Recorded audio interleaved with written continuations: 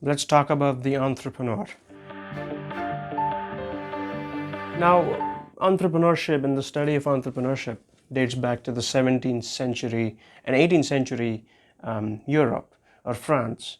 And it was more about the executive process of entrepreneurship. And today we look at entrepreneurial activities as creative activities. We look at entrepreneurs as innovators and inventors and creators. And although that is true, this was a time when the availability of resources and the efficient use of available resources was important. So to make a consensus about this, to study this, was one of the features of classical economics at the time. And that's what set the tone for how entrepreneurial practice or approach was carried out.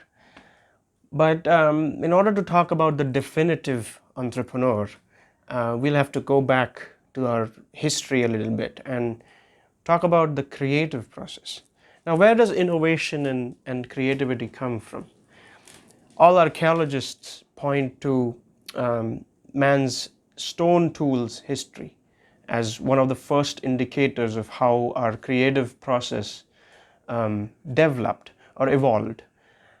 And the creative process largely comes from a feeling, because when you create something, it comes from a feeling. It's an inspiration, or especially in art, it's an inspiration. Maybe sometimes in certain inventions, it's a feeling of deprivation. It's a feeling of suffering that will make you create something that kind of fills that void.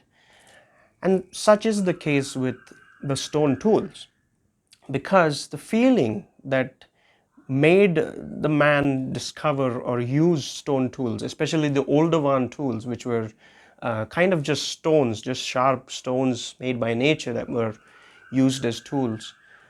The use of these tools were a big part of our hunter and gathering history, because it was man's daily life, where they went and hunted an animal to eat and often came across large dangerous predators. Now you need weapons to defend yourself, and you need weapons to effectively kill an animal that you're going to eat, or to hunt an animal that you're going to consume as food. So the feelings of fear and hunger largely inspired man to create the stone tools. Now the older one tools became Herculean tools, which were more chiseled, they were made sharper, and they were kind of more effective, because man realized that there's a way of turning these pointy stones into actual spears. And so these Herculean tools became bronze tools, they became iron tools, they became more advanced, they became more effective. And I think that was the need at the time, because it needed to develop and it needed to adapt to the scenario that it went through. And so let's say the stone tools basically over the period of time became the sword. And that is also true with language, because we started with random verbal sounds and we turned them into complex languages, because that was also born out of a feeling. Think about it. You needed to communicate effectively. As our populations grew and as there was need for administration, there was need to govern, there was need to put people in order and everything, there was need to convey. Man basically worked on language. He worked on making this communication possible.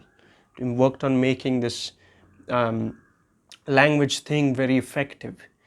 And so that is also an indicator of our innovation process. And what we can take out of this part of human history, this part of human creative history, is that the acting upon the feeling concept still remains. Even today, our innovators or inventors, they're constantly seeking the value in the market for certain potential inventions. They're seeking to know what people need and what will sell. And that's the other executive part of entrepreneurial process. So what is the definitive entrepreneur? Definitive entrepreneur that is primarily driven by a feeling, leading to its innovation, leading to making a business out of it, leading to make it a sellable service or a product that has some kind of value in the market, or that has some kind of potential in the market. Now, most entrepreneurs are today, they are brilliant in execution. They don't necessarily have to start in a creative process. They don't necessarily have to innovate or invent something. They can probably take other projects and turn something that's a personal invention into something that's a big business, something that can be manufactured, that can be sold at a large scale. And we see that all the time. That's the advent of technology. That's the advent of the kind of advanced beings that we've become. So I've broken down the definitive entrepreneur into two things, but before I go into that, there's a great paper by a man named Marc Gruber, who's an economist and an entrepreneur himself, I think, and a professor, who broke it down into three founder identity roles, because entrepreneurship is often synonymous with founder identity. So his idea was, it is three. It is, I mean, it's part of a research, but the research basically gave rise to three concepts: the Darwinian founder identity, the Communitarian founder identity, and the missionary founder identity. Now let's quickly go down about what these three things are. The Darwinian founder identity is more about competition. It's more about, it's a primary goal of competition, success, making profit, making money. That's the Darwinian founder identity. He's driven to compete. He's driven to succeed. And the communitarian founder identity is more about making community out of this product, making people come together and turning your personal aspirations into a communal goal, or a communal kind of an effort. And the reason for this is the goal is not necessarily profit driven, and communitarian founder identity roles are not dependent on the money that they make, but instead it's about communal relations. And the missionary founder identity role was more about the political goals. It was about looking at business as a means to gain certain political benefits, meaning using the revenue that you get out of, say, these businesses, and turning it into something that's more of a social goal, something about the environment, something about large-scale problems in society. And this was a strange, three very strange segregations, but I like them very much because they also focused on the personality part of a person. They often say that there are people that are born leaders, and leaders often take up the entrepreneurial position because they seek to execute. They may not have creative abilities themselves, but they possess the kind of executionary ability or facets that are required to successfully run a business. Now, there were hybrids in this, and I like to think that the Darwinian founder identity role often gives rise to some kind of a missionary founder identity role, kind of an organization. Because think about it, if a company is bigger, often they seek political goals. If an entrepreneur is famous or big, they often seek political gains out of the revenue that they're making, because they need to gain that reputation. They become public figures, and so many of them have NGOs, so many of them have environmental ventures that work on making better plans for environment, better things for environment. Lots of things in India, Tata is one of the bigger companies that does it. Reliance does it. I know Kirloskar does it. They have some political aspirations that are fulfilled by their previously Darwinian primary competition, profit-driven aspirations. And I broke this down, definitive entrepreneurship, down into two things as well. And like I said, it's driven by feeling. So early man had hunger and fear to generate stone tools, and now we are in 2022. So I think that there's two types of it. One is the inherent compulsive entrepreneur, and two is the circumstantial compulsive entrepreneur. And I'll tell you what it is. The inherent compulsive is somebody who's born a leader, who has leadership skills, who's born to execute, who knows operations, who's, I guess, inherently kind of not necessarily this kind of person that will be working for somebody else, but instead somebody that will always take care of his own proceedings. And we see a lot of that today. We see a lot of that though these are the positive sides of the inherent compulsive, there are negatives, which we'll talk about. The circumstantial compulsive is driven by social or personal needs, and it emerges out of certain social situations, meaning that like COVID, or even as we talked about in the Black Death video, which gave rise to a lot of new innovations, new creative processes, new creative standards, innovation standards. So the state of the world basically guides you into creating or generating something that will either fulfill a large scale need. So just like Marc Gruber's communitarian founder identity role, but also the missionary identity role, which was, which has some social implication to it. And it's kind of a mix of both, but it's not inherent compulsive. These people are not necessarily good at execution, but they at least find some kind of drive in a social problem or social crisis, and they get into some kind of innovation. Now, what is the negative side of the inherent compulsive entrepreneur? The negative side could be that there could be narcissistic personality disorder. There could be some kind of sociopathic, psychopathic element to it. And we see this increasing day by day when we see a lot of controversial entrepreneurs. We see people that get,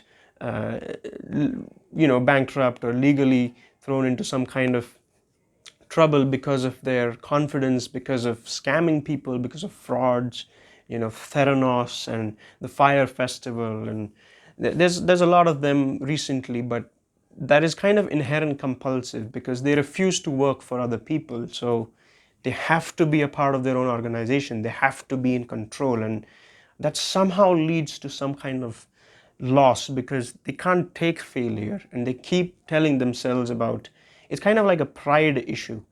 And so that's the negative side of inherent compulsive, because maybe early man, when he invented stone tools, he was also inherently compulsive about it, wasn't it? I mean, it was a dying need to turn this thing into a personal fulfillment, which later, sure, it became a communal effort, and everybody, I'm sure the early villages, early man, everybody benefited from this stone tool invention had it been invented by one person. Now, the negative side of circumstantial compulsive could be that these businesses will often end as soon as these circumstances end. So we see a lot of small businesses come out of the COVID lockdown situation.